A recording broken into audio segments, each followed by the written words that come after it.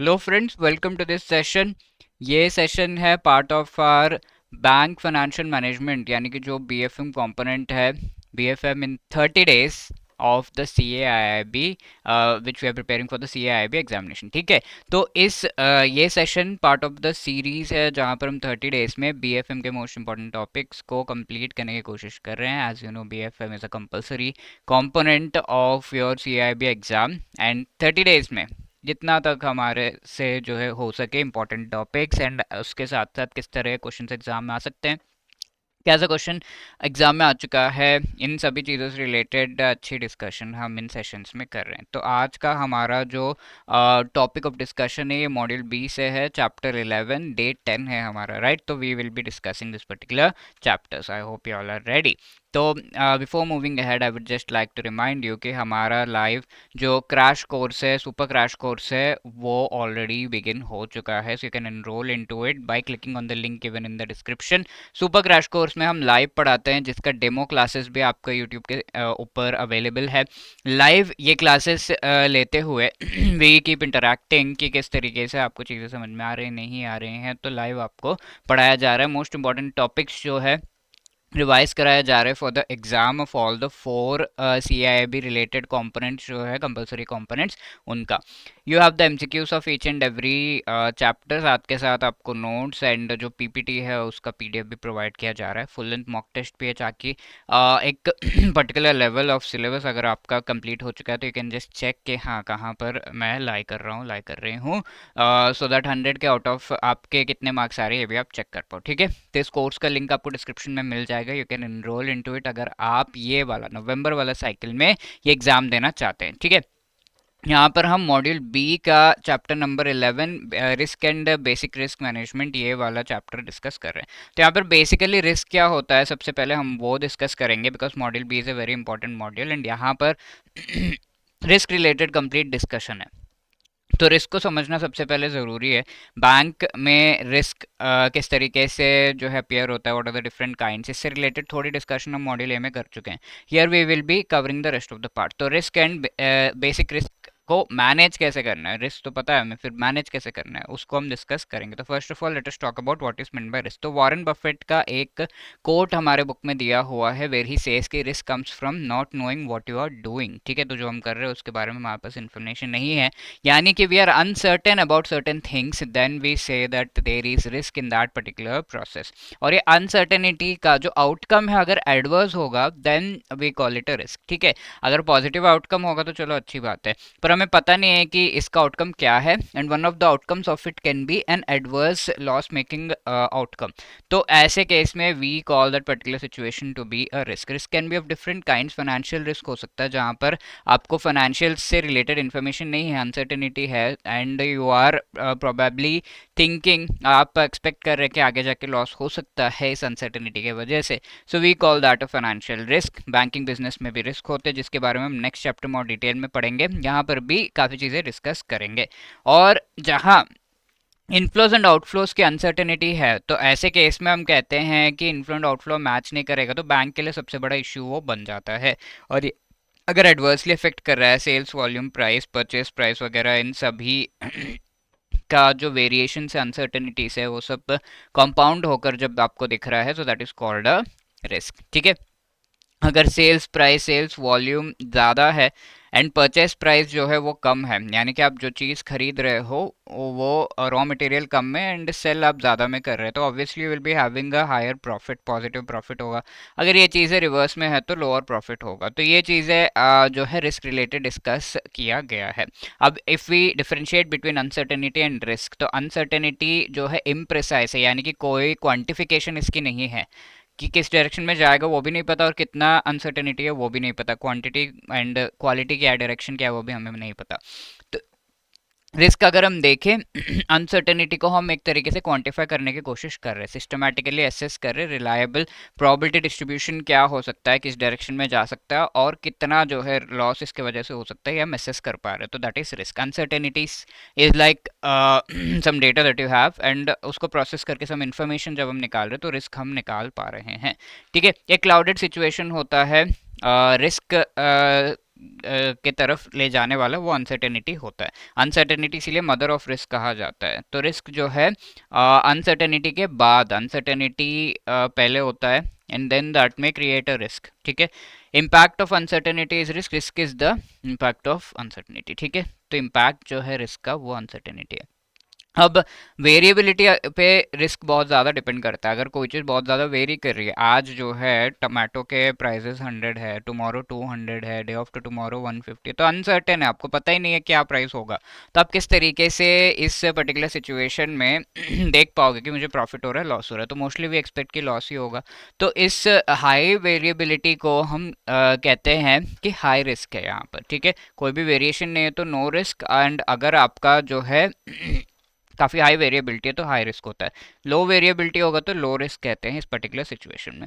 अब वेरिएबिलिटी भी है बट प्रॉफिट्स आपको ठीक ठाक हो रहे हैं, तो ऐसे केस में भी रिस्क कम रहता है। बट अगर रिटर्न्स प्रॉफिट्स कम हो रहे हैं तो दैट क्रिएट्स अ रिस्क, ठीक है।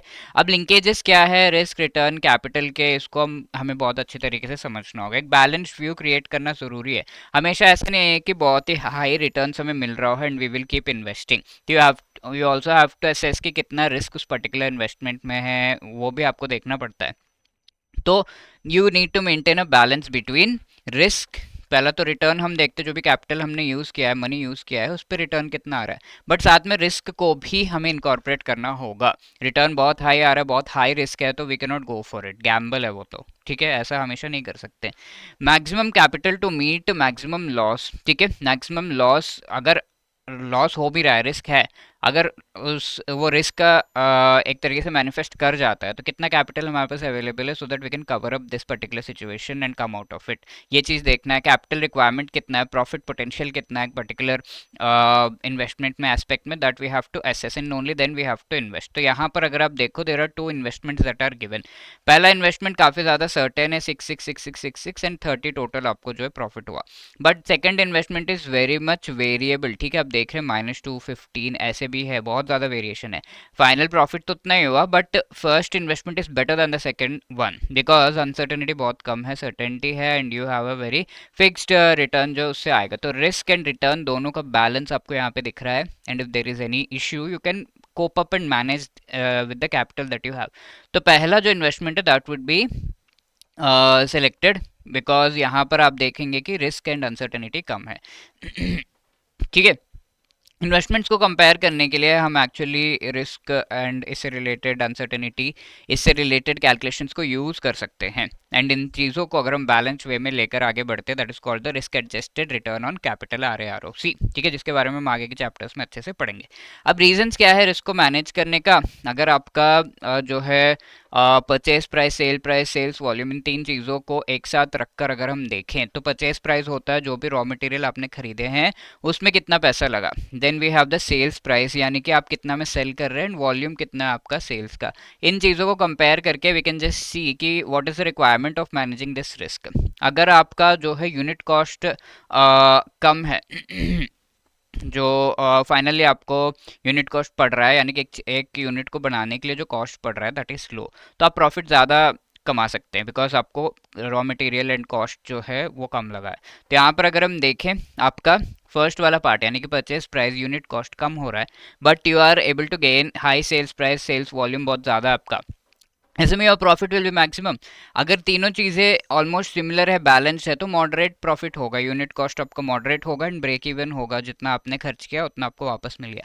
अब लेट्स से यूनिट कॉस्ट बहुत हाई है आपका इनिशियल रॉ मटेरियल में बहुत ज़्यादा हाई कॉस्ट लगा दिया बट आप सेल उतना नहीं कर पा रहे, उतने प्राइस पे सेल नहीं कर पा रहे, उतना प्रोडक्ट सेल नहीं कर पा रहे, तो ऐसे में you will be having gaining maximum loss, ठीक है। तो इस सिचुएशन को अवॉइड करना है हमें, तो that is way we are required to control the risk exposure, loss potential कम करना है, साथ के साथ रिस्क को मेजर करने पे हमें पता ये भी चलता है कि कैपिटल कितना मेंटेन करना है हमें उसके सामने, है ना। साथ के साथ लॉस प्रोबेबिलिटी क्या है, टोटल लॉस कितना होगा एंड कैपिटल कितना मेंटेन करना है, इन चीज़ों को देखते हुए हमें रिस्क मैनेज करना हमारे लिए बहुत ज़्यादा ज़रूरी है।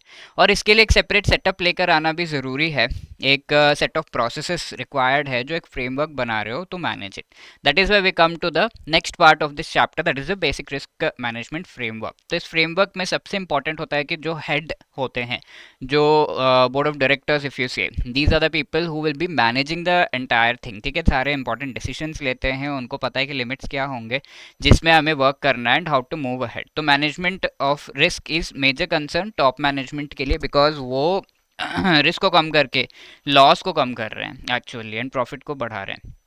Modern practices, setting risk limits वगैरह जो है, जो बोर्ड ऑफ डायरेक्टर्स है, हेड मैनेजमेंट, उनका काम होता है। रिस्क मैनेज करते हुए वो पहले तो आइडेंटिफाई करेंगे, क्वांटिफाई करेंगे कि कितना कितना रिस्क है, ये इनके नीचे जो ग्रुप है उनसे करवाएंगे, and then they will be assessing कि हाँ इतना इतना रिस्क है एंड इसके सामने इतना कैपिटल मेंटेन करना है, can we go ahead, what are the limits, convey the limits and what will be the way in which we will approach this particular risk and the situation, ये convey कर दिया जाएगा आगे बाकी जो team है उसको। तो ये कन्वे करने के बाद टीम जो है अच्छे से आगे काम कर पाएगी, दे will be knowing what is the limit. For example dealers का हमने पहले डिस्कशन कर रखा है कि डीलर्स को पता होना चाहिए कि कितना लिमिट में उन्हें जो है इन्वेस्ट करना है। 1 करोड़ का लिमिट ईच डीलर को दिया होगा, तो इससे आगे आपको नहीं बढ़ना है, that is a company policy.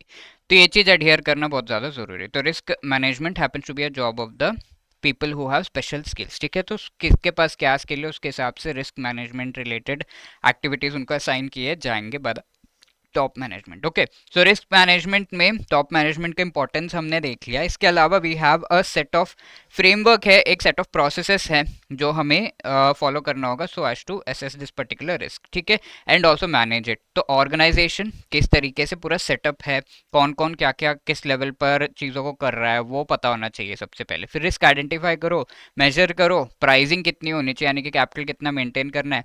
Risk monitoring and control, अब आपने आइडेंटिफाई मेजर कर लिया कि इतना इतना होगा, बट उतना हो रहा है या नहीं, मॉनिटर करो एंड देन कंट्रोल भी करना है रिस्क। एंड इससे इन चीज़ों को अच्छे से करने से we will be able to mitigate the risk, ठीक है, उसको आगे बढ़ने से रोक सकते हैं या फिर उसको कम कर सकते हैं। कैसे कम करना है, इन चीज़ों से रिलेटेड हमें जो है ज्ञान होने लगता है, दैट इज द थिंग, ठीक है।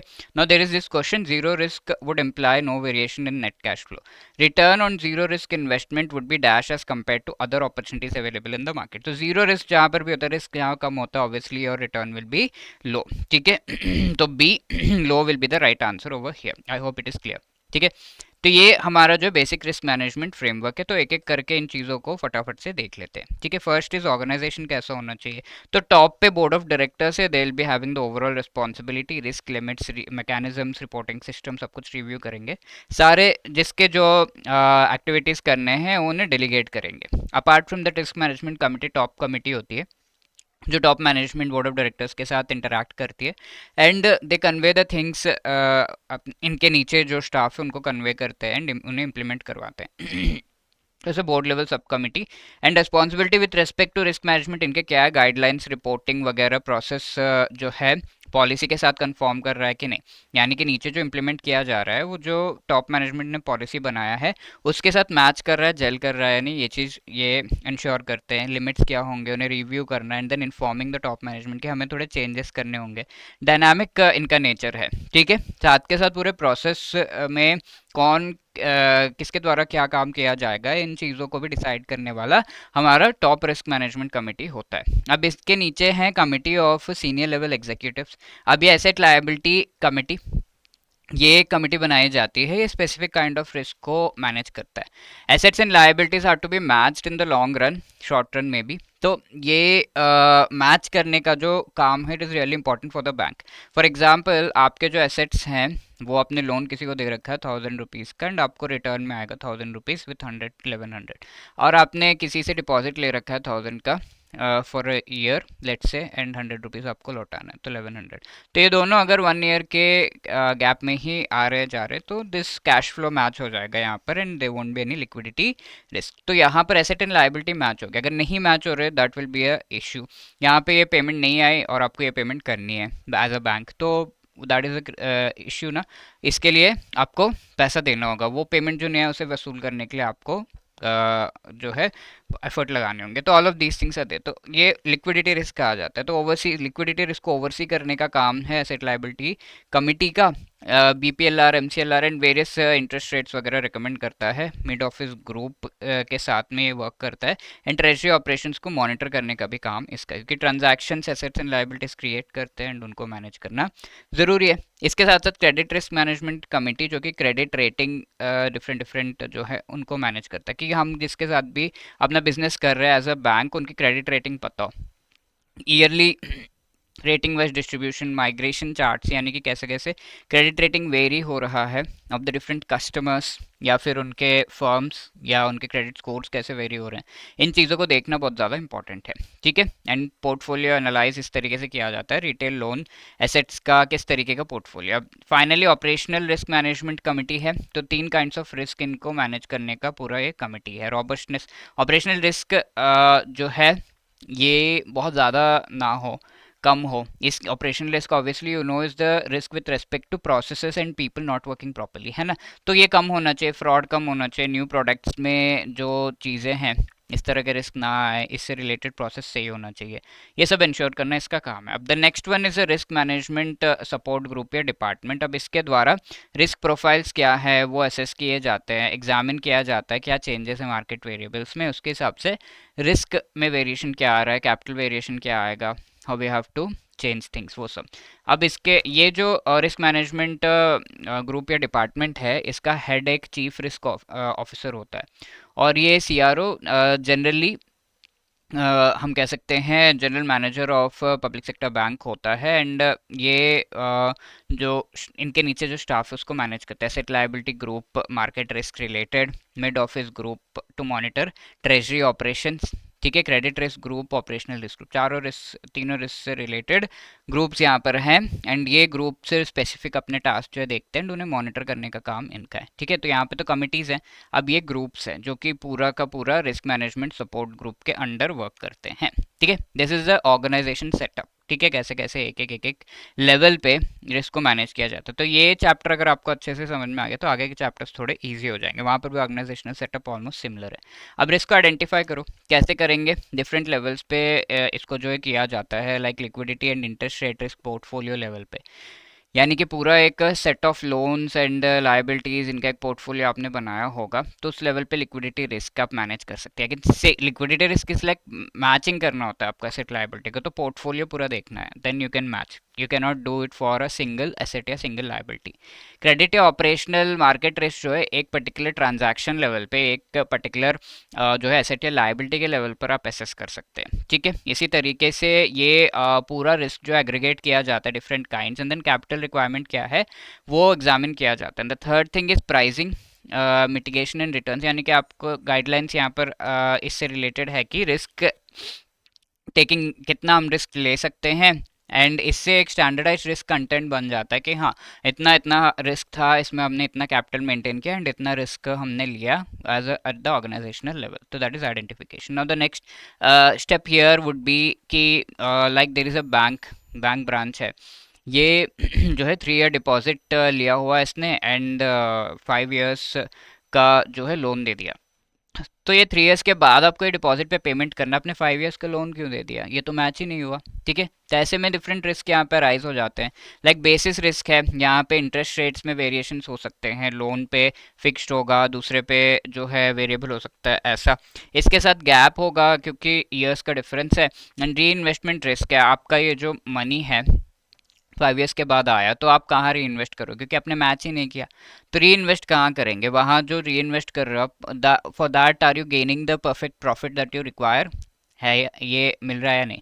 ऑप्शन रिस्क, यानी कि लोन और डिपॉजिटेड बिफोर टाइम, अगर वो आप मेच्योर करने देते हैं उसे, ठीक है, before time, let's say 2 years में ही ये लोन पेमेंट करके निकल गए, तो ये ऑप्शन अगर आप उनको देते हैं तो ऐसे में इट बिकम्स डिफिकल्ट, है ना। तो ऐसे में आप जो है मैच कर भी लोगे तो you will not be able to achieve what is required. ठीक है। लायबिलिटी 3 ईयर्स का आपने मैच किया हुआ है इससे, इट्स 3 ईयर्स का एसेट, आपने ऑप्शन दिया है कि 3 ईयर्स से पहले आप इसे पे करके निकल सकते हो, तो ये तो पहले ही जो है लिक्विडेट हो जाएगा एंड मैच नहीं होगा। Reinvestment, liquidity, all types of risk will be there. ठीक है। यहाँ पर इन्वॉल्व होंगे।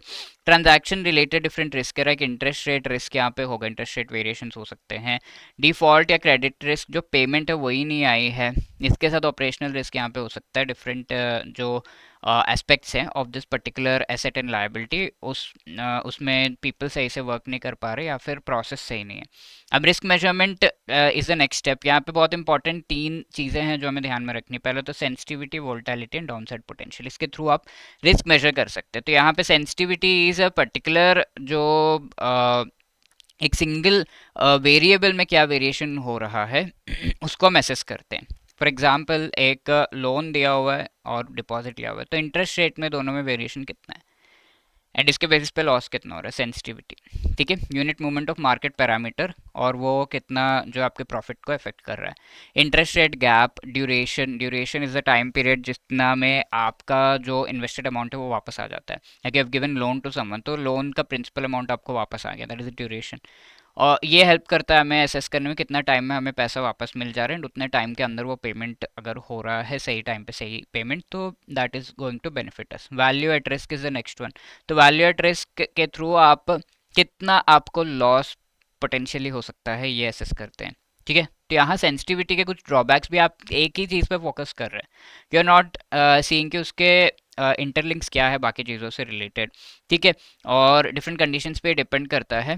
करेक्ट होता है अगर आप एक चीज़ को असेस कर रहे हैं पास्ट के थ्रू आप फ्यूचर प्रेडिक्ट कर रहे हैं, तो पास्ट की चीज़ें अगर सही होंगी, पास्ट का कैलकुलेशन सही होगा, देन ओनली फ्यूचर विल जो प्रोबेबिलिटी हमने असेस किया है वो सही होगा, है ना।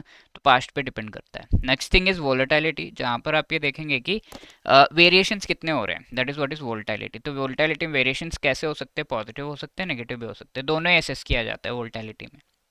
इंस्टेबिलिटी, स्टेबिलिटी कैसे, historical volatility over a period of time, क्या जो है वेरिएशंस है। एंड इम्प्लाइड वोलेटिलिटी, यानी कि क्या लाइक्लीहुड है फ्यूचर में, क्या पहले क्या हुआ था, दैट इज हिस्टोरिकल या रियलाइज्ड वोलेटिलिटी। फ्यूचर में क्या वेरिएशंस आ सकते हैं, दैट इज इम्प्लाइड वोलेटिलिटी। ठीक है, अब volatility over a time period T, like 36 months के लिए आपको मेजर करना है, तो वोल्टैलिटी ऑन ईच डे, डेली के बेसिस पर कितना वोल्टैलिटी है, लाइक 0.2 इंटू रूट ओवर जो भी आपका टाइम पीरियड है उसको आप यहाँ पे रखेंगे, तो 0.2 इंटू 6 विच इज़ 1.2 के आसपास आपका जो है volatility for a time period of 36 months आ रहा है। ठीक है, तो ऐसे वोलेटिलिटी का फॉर्मूला ऐसे असेस किया जाता है। तो वोलेटिलिटी तो हो गया कि पॉजिटिव नेगेटिव दोनों ही चेक किया, but downside potential is we are mostly bothered about the loss. Risk जब असेस करें तो लॉस हमें चाहिए, तो downside potential captures the negative side only, downside only. ठीक है, यहाँ पे पोटेंशियल लॉस क्या है, प्रोबेबिलिटी क्या है उसका अकरेंस का, ये चीज़ है। तो वैल्यू एट रिस्क, इसके थ्रू लॉस जो है असेस किया जाता है। तो दोनों सेंसिटिविटी एंड वोलेटिलिटी को ये इंटीग्रेट करता है, ठीक है, एक पर्टिकुलर डायरेक्शन में। तो value at risk is an example for measuring down side potential. तो ये आगे हम देखेंगे कि वैल्यू एट रिस्क कैसे कैलकुलेट करते हैं इन द अपकमिंग चैप्टर्स। अब रिस्क प्राइसिंग है कि कैपिटल कितना आपको रिक्वायर्ड है, रिस्क तो इतना है, अब कैपिटल कितना चाहिए। कैपिटल कॉस्ट लॉस प्रोबेबिलिटी के बेसिस पर आप देखते हैं एक्चुअल कॉस्ट, इंफ्रास्ट्रक्चर, एम्प्लॉयज़ को कितना पैसा देना है, ये सब डिप्लॉयबल फंड्स आपके पास कितने हैं, operating expenses, capital charge, loss probability, profit margins आपके पास कितने, ये सब के बेसिस पर यू विल असेस कि कितना कैपिटल जो है आपको मेंटेन करना है। तो टेन्योर, ट्रांजैक्शन एंड ये सारे चीज़ों पर डिपेंड करता है। बीपीएलआर, बेस रेट, एमसीएलआर इस तरीके से चेंज हुआ। And it also depends upon the cost of deposit, CRR कितना मेंटेन करना है, एक्सपेंसेस, डिफॉल्ट की प्रोबेबिलिटी क्या है, कैपिटल चार्ज, प्रॉफिट मार्जिन, ये सब पे डिपेंड करता है। तो that is the thing. Then finally we have the risk management, risk monitoring and control. ठीक है, तो यहाँ पर एक पूरा है enhancing the risk adjusted return on capital, इसको एनहांस करना होता है हमेशा। मैं एक बैलेंस व्यू रखना है रिस्क एंड रिटर्न का, कि रिटर्न बहुत हाई आ रहा है तो हाई रिस्क हम ले लेंगे, ऐसा नहीं हो सकता। रिक्वायरमेंट्स क्या, operational organizational structure, risk management approach, policies क्या है, गाइडलाइंस क्या है, ये सब आपको पता होना चाहिए। एंड उसके बेसिस पर एक पॉलिसी बनाया एंड हम प्रोसेस कर रहे हैं। And we also should be able to get the feedback कि हाँ ये जो पॉलिसी तो सही है या नहीं, फीडबैक भी चाहिए, इंप्लीमेंट करने के बाद ही मिलेगा। तो उसके लिए एक स्ट्रॉन्ग मैनेजमेंट इन्फॉर्मेशन सिस्टम होना चाहिए, रिस्क मैनेजमेंट फ्रेमवर्क, अलग से आप चीज़ों को असेस कर रहे हैं तभी ना फीडबैक मिलेगा कि सही डायरेक्शन में गया है या नहीं। रिव्यू ऑडिट सब जरूरी है, monitoring, returning, internal control system, एक पूरा dedicated team with a delegated work उनको जो है होना चाहिए। एंड जो भी रिस्क मैनेजमेंट सिस्टम है उसको रिव्यू करना भी ज़रूरी है। Final step is to mitigate the risk, कैसे आपके पास एक प्रॉपर कॉन्ट्रैक्ट के बेसिस पर आपको चीज़ें करनी है। अगर कोई रिटर्न आपका मनी नहीं कर रहा है तो कॉन्ट्रैक्ट के बेसिस पर यू कैन गो लीगली। ठीक है, सेल कॉन्ट्रैक्ट, परचेज कॉन्ट्रैक्ट सब होना चाहिए। इसके साथ कैश फ्लो में स्टेबिलिटी आपको देखना होगा कि मेंटेन्ड हो। These are the steps that you need to take as a bank. Cash flow में स्टेबिलिटी तब होगा जब आप फिक्स्ड कॉन्ट्रैक्ट के बेसिस पर जो है आप एसेट्स एंड लाइबिलिटीज को मेंटेन कर रहे हो। अपसाइड एंड डाउनसाइड पोटेंशियल दोनों को रिड्यूस करेगा stability, but at least downside potential तो रिड्यूस हो रहा है ना, प्रॉफिट हम कमा लेंगे। डिफरेंट टेक्निक्स यहाँ पर है, लाइक क्रेडिट रिस्क को रिड्यूस करने के लिए क्रेडिट डेरिवेटिव्स खरीद सकते हैं, इंटरेस्ट रेट रिस्क को रिड्यूस करने के लिए interest rate swaps, forwards, futures, ये सब तो आगे हम इन चीज़ों को भी डिस्कस करेंगे। Then there is counterparty risk, जिसको आप रिड्यूस कर सकते हैं एक्सचेंजेस के थ्रू। आप जो है चीज़ें करिए तो कॉन्ट्रैक्ट बेसिस पे होता है। CCIL जो है सेंट्रल काउंटर पार्टी बनेगा तो सेटलमेंट्स CCIL देख लेगा। तो इस तरीके से अगर आप करेंगे तो रिस्क मिटिगेट होगा। अब risk mitigation diversification and portfolio, diversification के थ्रू कैसे किया जा सकता है एंड पोर्टफोलियो के लेवल पर हम कैसे इसको जो है कम कर सकते हैं।